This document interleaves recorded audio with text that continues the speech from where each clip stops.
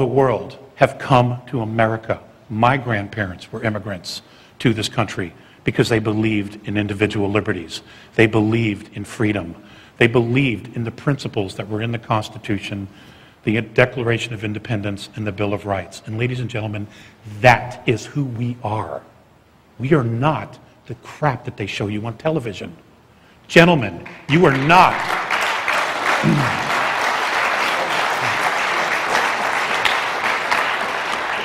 Gentlemen, you are not the weak-kneed, sissy morons they try to portray us on television either. You are strong, you are family-oriented, you have faith, and you are warriors. And you're going to need to take a stand and defend your country and your family. Make no mistake about it. The two gentlemen that were here talking about the super soldiers,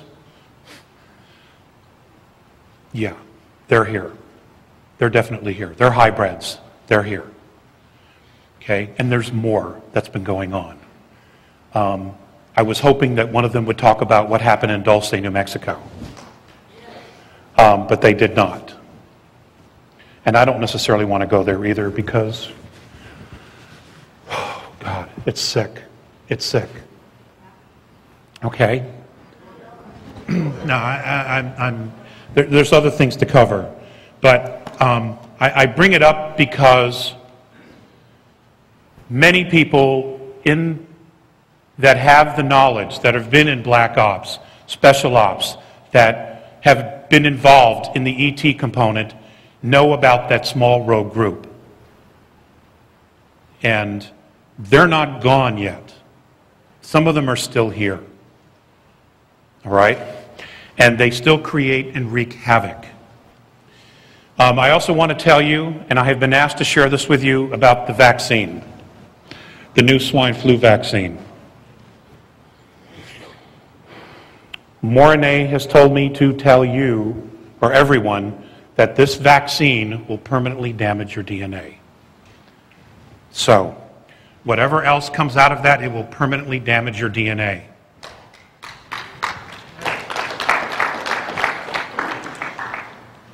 Now, many of us in the community and in the world as a whole, we can't even agree on what the problem is. And because of that, we will never even agree on a solution. So it's imperative that open dialogue continue to occur. And I know that for those who have been in the exopolitics, that's what I'm basically calling the UFO community, exopolitics now, you have had a remarkable amount of patience. And your biggest tests are coming. Because as more and more of this information comes out, more and more people are going to want to ask you, who they thought were crazy, what the hell's going on? They're going to want to know. And you're going to have to try, in a very calm manner, explain it to them. Even though you yourselves are going to have all the butterflies, you're going to be wondering, how the hell am I going to even deal with this? Because you have some background information. Now, this ET component is really about us. It is our destiny to travel the stars. It is our destiny to continue to move out and colonize space, especially our own solar system. It is not our destiny to be killed by vaccines and war. You will have to make those choices. My choices are already made. Okay? My decisions are clear. I am the father of 5 children. There is no way I'm going to back down and I'm going to sell them into slavery. Never going to happen. Okay? You need to make your own choices. Okay.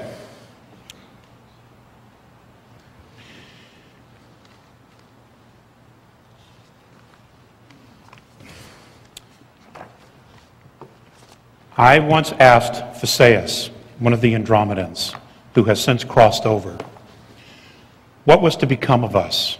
Some of this may be a review for some of you. What was to become of us? What was going to happen to our race, to our civilization?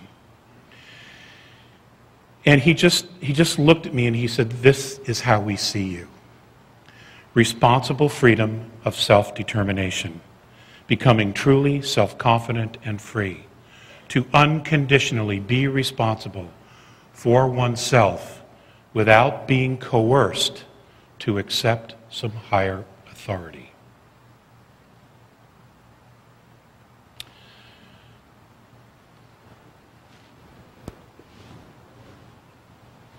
In our galaxy, the more advanced the civilizations have become in the center of the galaxy, the riffraff had to start moving out to the outskirts of the galaxy. The riffraff. It's just like Star Wars. Okay? We are in the boonies, and that's why we have some riffraff here. We're not the only planetary race that is having problems with the riffraff. Okay? But what's unique about us is that genetically we are considered, to the Andromedan race, genetic royalty. And I have been saying this since day one. We are extremely unique. And it's because of that uniqueness we have enormous strength. We have enormous capacity for emotions. We have enormous intent and drive to not only to survive, but to create. What we lack is faith in ourselves. At the end of World War II, let me put it another way. The Nazis didn't lose the war. Okay? Germany lost the war, but the Nazis were brought here and to Russia. Okay? Now, the mind technology, the mind control, the space technology, the reverse engineering, the technology that they had been given prior to the war by a small group of extraterrestrials from the star system of Aldebaran was brought here and honed and polished and combined with other technology that the Zeta 2s, the Dows, what many folks know as the Greys, all those began to complement each other. Remarkable technology. Technology we absolutely need here. I mean, the combustion engine has been obsolete for 70 years. I understand that India also is now going to experiment on wireless electricity. Hell, Tesla did that in 1902 in Colorado Springs. We know it works. Okay, but those that were funding his experiment asked him, where's the meter? And he said, well, there is none, it's free. They shut it down. Okay? The question is, well, we'll get to that. I'm sorry, I'm jumping around here. The reality is, ladies and gentlemen, what kind of country do you want to live in? What kind of world do you want to live in? Clearly, what we're doing now doesn't work. It has run its course. We have a government that has a lot of problems. We have corruption within it, not all of it, but we clearly have corruption within it. They have sold out and have been totally compromised. They themselves don't know what to do. And and their only solution is to turn the power of the military and the power of the pharmaceutical company against the American people. That's their solution. That is not okay. That's not okay.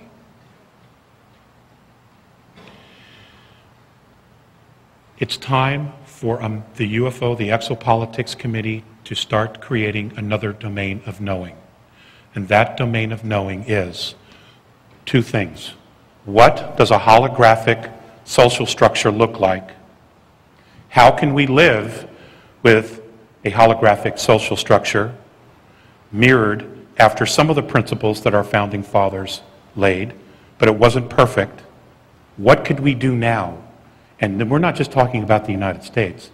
This has to be a global thing. This has to be a global movement. What does that look like?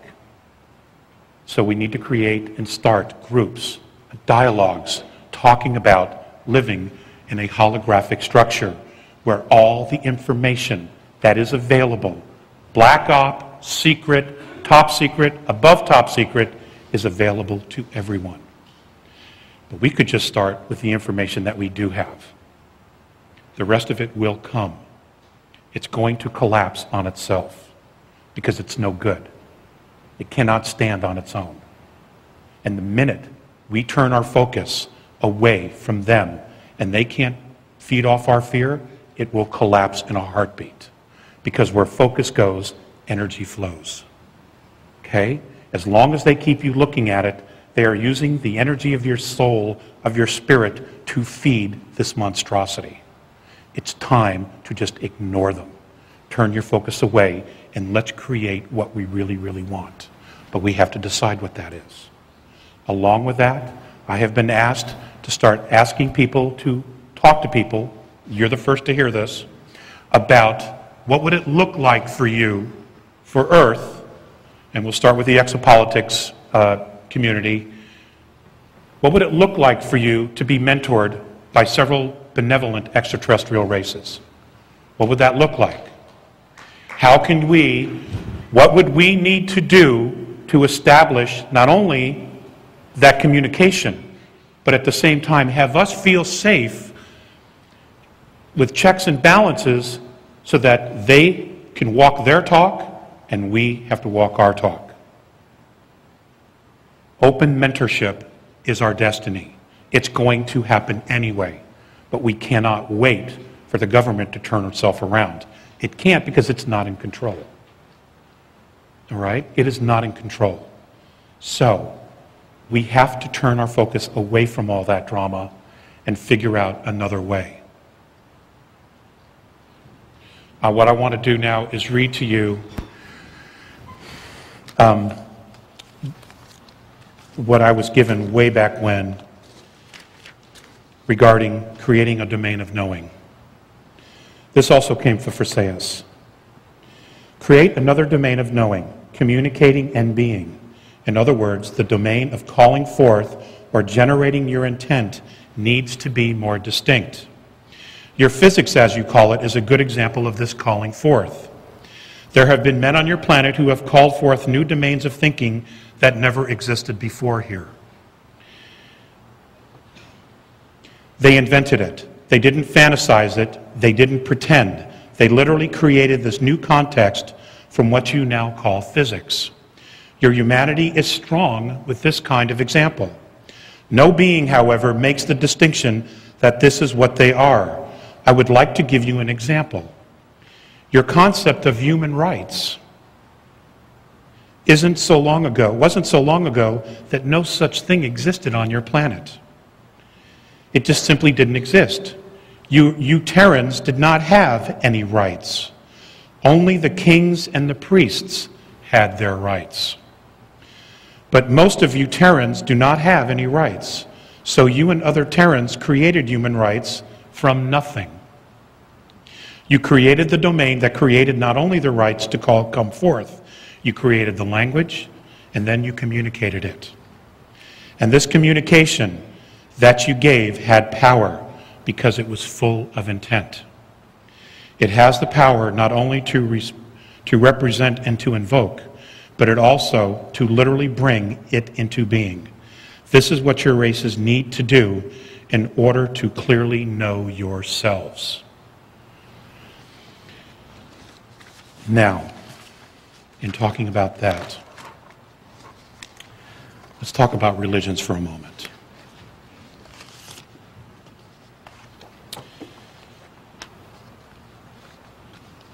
The pyramidal structure of our governments primarily have come out of ancient Rome.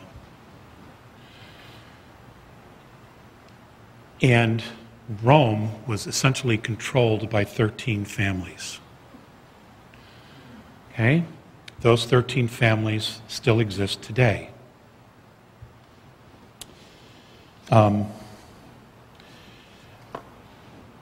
Many of the world's religions, though they've had a tremendous amount of value and have brought an enormous amount of comfort to many people in our history and in our present day,